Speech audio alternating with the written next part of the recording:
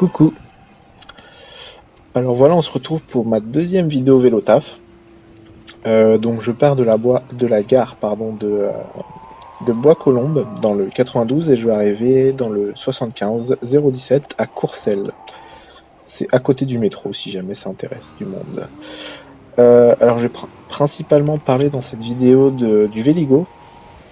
J'ai pas vu beaucoup de vidéos sur internet qui en parlent. En tout cas de vrais tests d'usagers quotidiens. On voit des tests de personnes comme ça qui ont eu le vélo en prêt mais rien de formel. Donc du coup je m'y attaque. Alors j'ai noté certains points négatifs comme positifs. Les points négatifs sont relatifs et puis surtout on s'y fait vite, hein, on s'y fait très vite. C'est pas du tout bloquant pour l'utilisation d'un vélo. Surtout pour le prix qui est du coup de 40 € par mois sans assurance.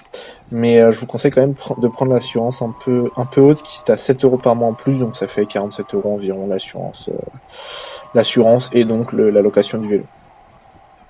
Donc on va commencer par les points négatifs. Donc il y a le poids du vélo pour moi qui est assez contraignant, notamment pour faire des manœuvres. Donc le poids est d'environ entre 25 et 30 kg, selon ce qu'on met dessus. Le poids est à l'avant principalement, 70% du poids est à l'avant. Ça permet pas de le manœuvrer très bien. Je vous garantis que c'est un peu compliqué, surtout à faible vitesse. Donc voilà, c'est à prendre en compte aussi quand on l'utilise, c'est que les manœuvres, par exemple pour se faufiler quand les voitures sont à l'arrêt, qui est obligatoire d'ailleurs, ça va être à l'arrêt, il faut être vigilant parce que le vélo peut vite se déséquilibrer. Donc voilà, moi je préfère rester derrière de toute façon par mesure de sécurité, sauf quand il y a un sas vélo et que je peux largement dépasser les voitures. Mais voilà, c'est à prendre en compte. Ensuite, il y a le démarrage qui est pour moi un peu compliqué. Dans tous les cas, il faut être à la vitesse 1, hein, comme tous les vélos. Pour démarrer, c'est plus simple. Mais celui-ci, en fait, l'assistance se déclenche peut-être 1 ou 2 secondes après le démarrage. Donc du coup, il faut quand même pousser le vélo dans 1 ou 2 secondes. À l'arrêt, 30 kg de vélo à pousser, le poids à l'avant. Et voilà, donc c'est pas forcément évident au début, mais on s'y fait vite et c'est pas du tout bloquant. Hein. C'est un petit coup de main à prendre, puis les voitures attendent derrière, c'est pas grave. Hein. On prend le temps qu'on veut, c'est pas très grave. On s'y fait, on n'est pas stressé, puis on y va. Hein. C'est plutôt plaisant d'ailleurs. Quand on sent le moteur qui se déclenche, c'est plutôt agréable. D'ailleurs, vous devez entendre le bruit normalement du moteur. Je le trouve plutôt reposant. Il est assez agréable. Alors à savoir qu'ici, en fait, sur GeoVélo, là où je passe actuellement, c'est marqué comme cyclable. Mais je ne vois pas du tout de symbole, donc c'est très bizarre. Mais bon, je me suis permis de rouler dessus. Après, moi je descends du vélo, il n'y a pas de négociation possible. Je descends du vélo en fait pour marcher sur le trottoir, sauf que là, heureusement, le pont était plus ou moins vide. Donc je me suis permis de le prendre. Donc là, je reste au milieu de la rue. Hop, je dépasse un peu parce que je me permets, je regarde évidemment derrière moi. Là, je fais du dépassement de fil, ce qui n'est pas top. Là, je pouvais plus. Vous voyez, à cause du poids du vélo, là, ça commençait à être trop serré pour moi. Je pouvais plus vraiment manœuvrer. Donc là, je fais quelque chose de pas très bien. Je passe sur l'autre côté. Mais je fais quand même très attention. Et puis je me recale si jamais. Avec mon gilet jaune, mes gants jaunes et peut-être ma masse, les voitures font attention et me laissent me recaler assez facilement. Mais bon. Donc ensuite, un autre point négatif du Véligo, ce serait son panier. Comme vous voyez, il tourne pas du tout avec le guidon en fait. Il reste fixe. Position fixe en avant quoi. Et donc ça peut être perturbant pour nous, même pour les autres en fait, d'avoir le panier qui ne bouge pas. On sait pas vraiment où on va quand on nous regarde en fait. Donc ça à prendre en compte aussi. Mais c'est pas très grave, on s'y fait. Et à savoir que quand on met quelque chose dedans de très grand, le guidon fait qu'on peut pousser ce qu'il y a dedans quand on tourne, si vous voyez ce que je veux dire.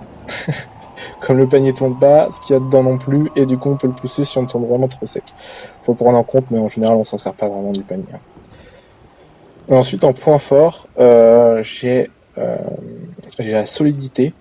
Je suis pas tombé avec le vélo, mais le vélo lui est tombé tout seul à l'arrêt parfois, ou quand je le manipulais par exemple. Pas de dégâts, rien du tout, pas de rayures, aucune trace en tout cas à signaler pour moi. Dans la même lignée, l'eau ne s'infiltre nulle part et ne reste figé nulle part. Même sur la selle, en fait, il y a un petit trou dedans, mais on prend un chiffon et on essuie, c'est simple. Ce qui permet de le laisser dehors, en fait, sans souci. Je ne suis pas sûr, par contre, qu'on puisse retirer la batterie quand il y a de l'eau. Quand il pleut. Moi, je la laisse, en fait, même dehors, je la laisse. C'est pas conseillé de laisser la batterie avec pour les vols, etc., mais je la laisse parce que j'ai peur et j'ai pas demandé au service si c'était étanche, en fait, quand la batterie était retirée.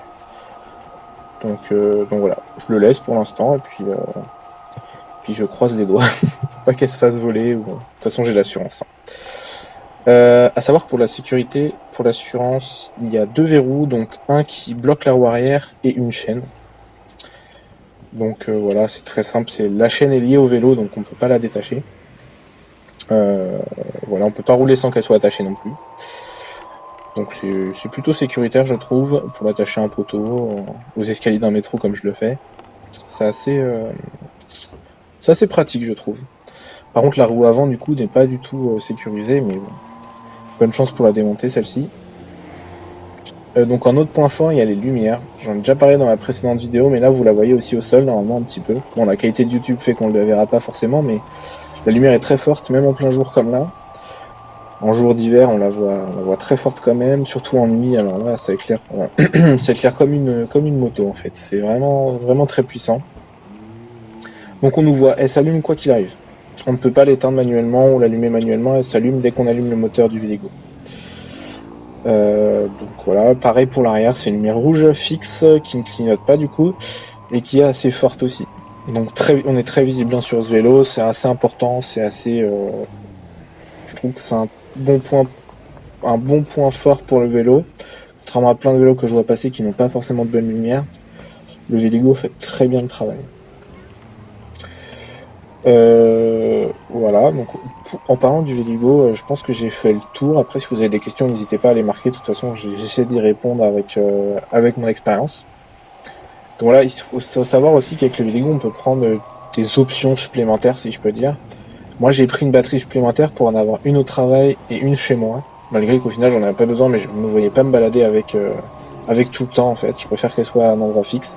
Donc j'en ai pour 3 € de plus. Donc moi, voilà, le tarif du Véligo, pour moi, c'est 50 €.